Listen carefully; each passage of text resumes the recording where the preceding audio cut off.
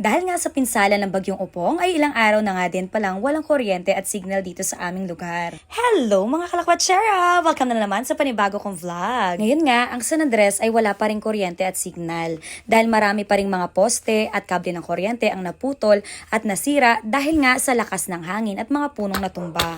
Kaya heto, gabi na naman, walang ilaw, lobat na naman ang mga cellphone at battery ng electric fan ni Austin, kaya need na natin makicharge sa kapitbahay. Mabuti na lang at meron silang generator. Salamat po tito at tita, hindi na namin kailangang lumayo para makapag-charge. Sobrang laking bagay po nito. Pagdating ko nga ay madami na ring cellphone ang nakacharge. Naabutan ko nga din pala dito ang aking poging kapitbahay na si Kuya Ongs. Dito din pala siya nakikicharge ng kanyang e-bike. Maraming salamat po tita dahil sobrang laking tulong po talaga nito. Dahil hindi na namin po problemahin kung malobat man ang aming mga cellphone. Nandito nga din pala ang aking mga poging kapitbahay kaya sabi ko, uy, kaway-kaway naman kayo sa aking vlog. Konting pagtitiis na lang at babalik din muli ang liwanag ng ating bayan. Yun lang mga kalakwatsera. Don't forget to follow para lagi kayo updated sa aking mga chika at lakwatsa.